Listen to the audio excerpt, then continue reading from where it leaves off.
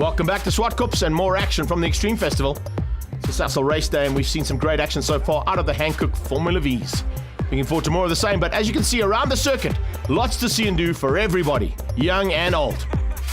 Lots of love coming out of one of our single-seater drivers there as well, Tiago Rabella. We'll see him in action later on in the show. But you can see the youngsters working hard on Dad's car there. The homeboys maybe doing some setup there, getting that car to go a little bit quicker.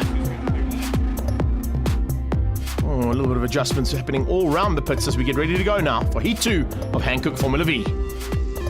On board with Peter Hills. Watch for those lights. As soon as they go out, we go racing. Let's see if Hills can get a slightly better start than what he did in the first one.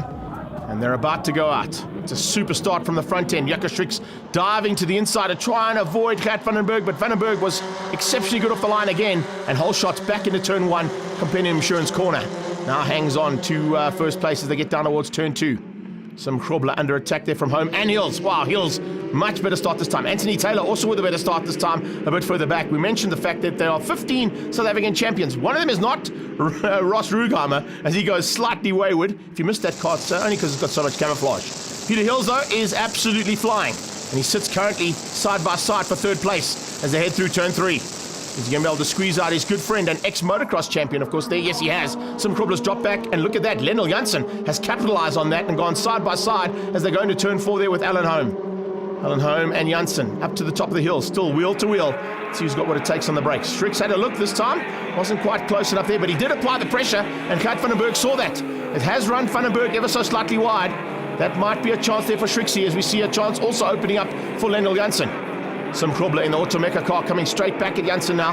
And on his tail, looks like it's Brandon Hills. Yes, it is. The second of the Loop Fusion cars there. There goes the move on the inside. Grobler dives down the inside into G&H Transport corner. Can't quite make it stick, though. He did clip the curb, so he's lucky to keep it upright.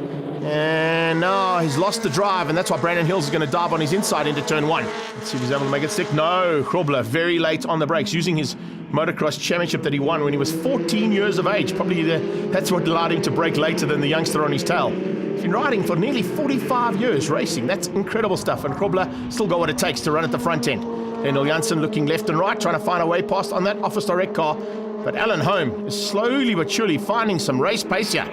Looking at his lap times, they're starting to come down well within grasp of these two up front. And with the fight that's happening with Vandenberg, as you can see, Jaco Schricks diving on his inside into Kenwood.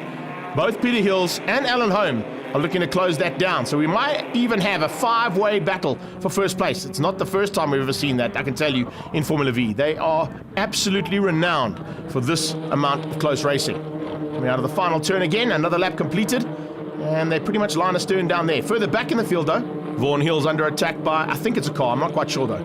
He's definitely pushing hard. Look at Rugheimer all over the back of Hills.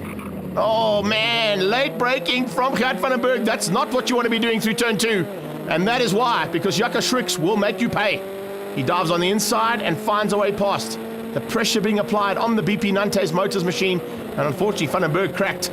He just ran wide. You can see the understeer into the car as he came out of there, and it cost him dearly. And in fact, it might cost him more, because around the outside, oh, that'll be an incredible move if he pulls it off. I didn't think he'd be able to get it right there, but Alan Holm definitely had a look to go around the outside of turn 4. Not many single-seater drivers have got that right in their lives. Now comes under braking up to the top of the hill into Sassel. The Sassel race day here at Zwartkops, of course. And now into Kenwood. The pressure is on. Office Direct versus the BP Nantes car.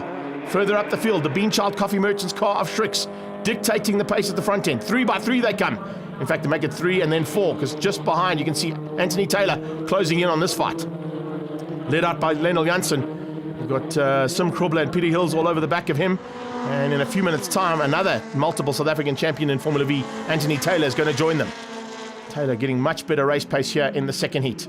Oh, brilliantly done by Alan Holm. I think Gert Vandenberg's got an issue down in turn 2. That's the second mistake he's made into turn 2. Maybe just changed up the tyre pressure because of the change in the temperature that's happened through the day, and it might have caught him out. Anyway, needless to say, he's not giving up. He's still all over the back of Holm. Holm now going on the attack for the lead, and Schricks is going to have to be wily. He hasn't fought with Alan Holm in a long time, so maybe Alan Holm, a little bit of rest and a little bit of time off is going to give him a bit more hunger to be at the front end. He's certainly having to fight off Vandenberg, and Vandenberg sideways again. He really is battling. There's an issue on that car of note. I'm not quite sure what's gone wrong there. Gert Vandenberg, as you can see, has got a handful of that BP Nantes Formula V of his, It's not handling like it did in the first one. Checkered flag is about to come up. They're coming up on a back marker, but it shouldn't be an issue there. If they come under braking, it's going to be the Beanchild Coffee Merchants car of Jaco Schricks to take the second victory here today, ahead of Alan Home, who gets back on the podium, this time one step higher, and Gert van den Berg 2 steps down in third place. Fourth place, it was Lionel Janssen. He beat Sim Krobler to the line, who in turn beat Peter Hills. It was Brandon Hills and Ross Rugamer making up the top 8. Let's catch up with Jaco Schricks, find out how his day went. Very good. I came here leading the championship, and my goal was basically to try and stay in the lead as much as possible. And Gert beat me in the first race. We had a fantastic race. I lost a little bit of points to him in the first race. I beat him now in the second race. I made it up. So all in all, a pretty good day.